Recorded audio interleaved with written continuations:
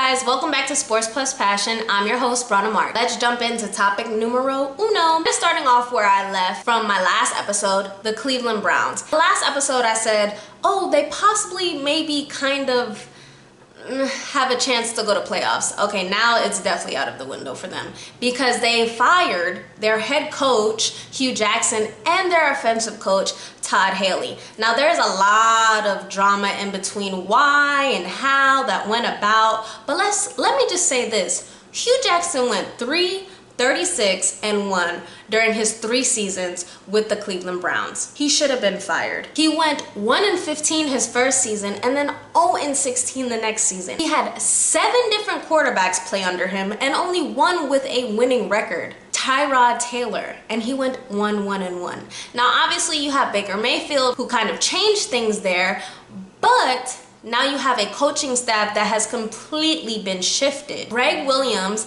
their defensive coach, as their interim head coach, and you have their running back and assistant head coach, Freddie Kitchens, as their offensive coordinator. Hugh Jackson came out and released statements and kind of said that the reasoning why he was fired because the situation surrounding Baker Mayfield. Now, there's no real situation surrounding Baker Mayfield. He just needs somebody to lead him. Hugh Jackson could not lead the team. He can't lead a quarterback who's great when he couldn't lead a team that was on the verge of being good, and it just made them terrible. What doesn't make sense to me is why it took so long for them to fire Hugh Jackson when Ty Lue actually got fired the day before him, and he had only been through a few games in his season.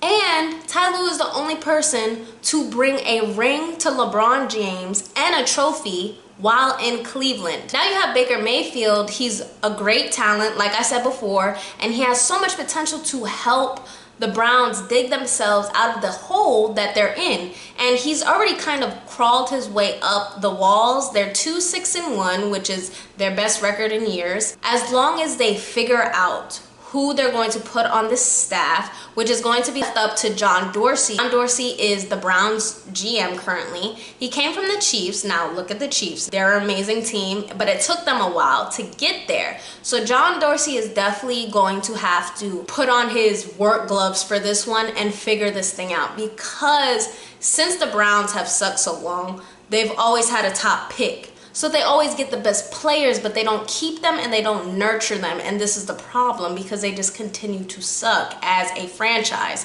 Now it's John Dorsey's job to hire people who are going to be able to nurture those players and keep them and create strong ties between players, because right now they don't have that. They're seen fighting, cursing each other out in practice. I mean, come on. What kind of leadership is there? And Baker Mayfield, he makes it look all good on camera, taking responsibility for how he plays, but also, you know, commenting that everybody needs to work together, etc. But who knows what goes on in the locker room? He is definitely one of the best rookies among the rookies this season. He's throwing at a 60% completion rate. You have Josh Rosen, you have Sam Darnold, you have Josh Allen. He's at the top of that list right now. He's also second on that list under Donald for 10 passing touchdowns in the season. Baker Mayfield has thrown 7 interceptions, which is definitely on the lower side of those other rookies. Darnold being the only one who's thrown more, 11 interceptions. And then Baker Mayfield also sits at the top of the passing yard average per game. These other rookies, they're kind of struggling too. Don't let this whole Baker Mayfield leading the Browns, being their king kind of thing, outshine the fact that all of these rookies are on teams that are struggling. Josh Rosen with the Cardinals, who are 2-6. Sam Darnold with the Jets that are 3-6, and he got hurt. Josh Allen, 2-7. Yes, Baker Mayfield does have more spotlight on him because of the Browns situation, but either way, this whole big picture is going to take time.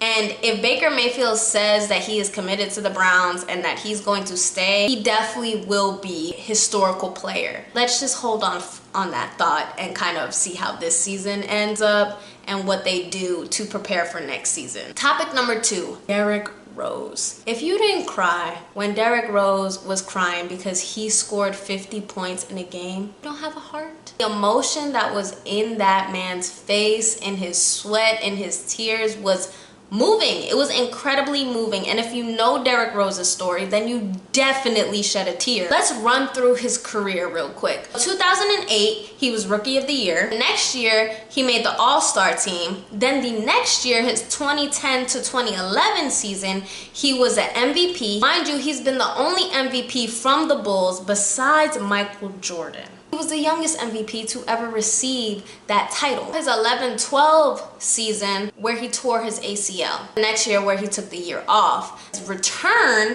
tore his meniscus. And before his return, he was only averaging 15.9 points per game. In his MVP season, he was averaging about 25 points per game, 7.7 assists, and he was shooting 45% from field goal range. When he returned, he was only shooting 35% from field goal range. After he returned from meniscus, it was kind of like teeter-tottery. He was kind of still, you know, the Derrick Rose he used to be, but not really. It was pretty tough. And then he left the Bulls in 2016. He went to the Knicks. He spent some time there, not a lot of minutes. Then he went to the Cavs, played a few games with them there, you know, and then he left again. And now he's on the Timberwolves. The 9 games that he played, he averaged 5.8 points per game. This season, within the last 10 games alone, he's averaged 17.4 points a game, 4.6 assists, and he just had another amazing game, helping break the franchise record for threes in a game for the Timberwolves, which is 12, and he scored 7 of those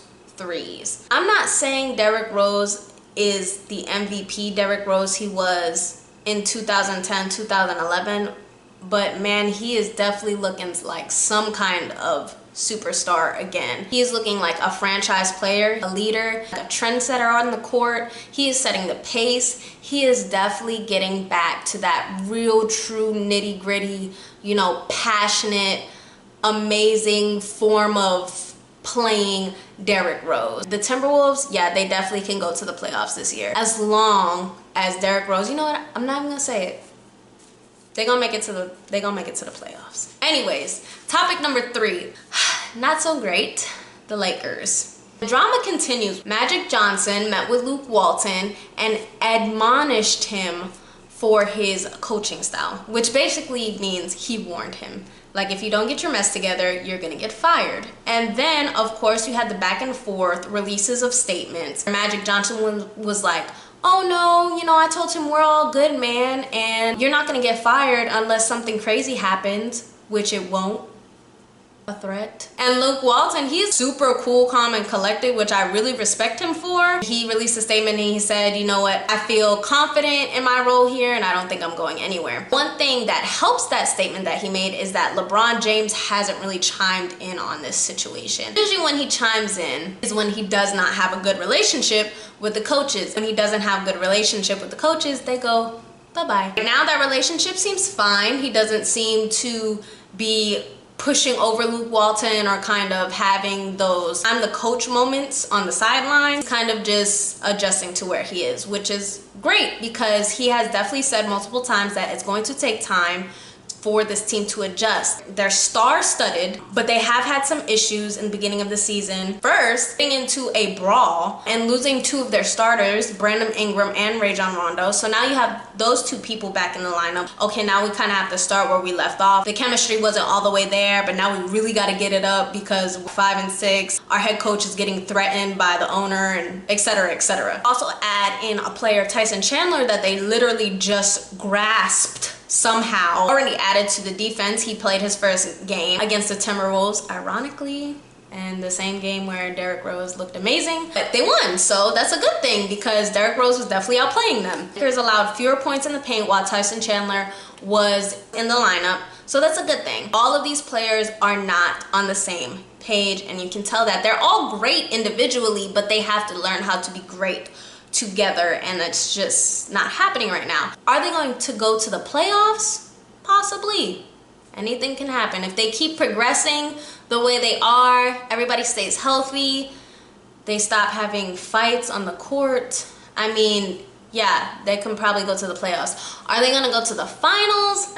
I doubt it. LeBron, he was on the Heat, he couldn't get a ring in his first year, and I don't think that's going to happen here either. That's it for this episode of Sports Plus Fashion. Thank you guys for joining me again and sticking with me and all that good stuff. Make sure you subscribe, follow me on Twitter, Instagram, you know, the whole spiel. I'll catch you guys later.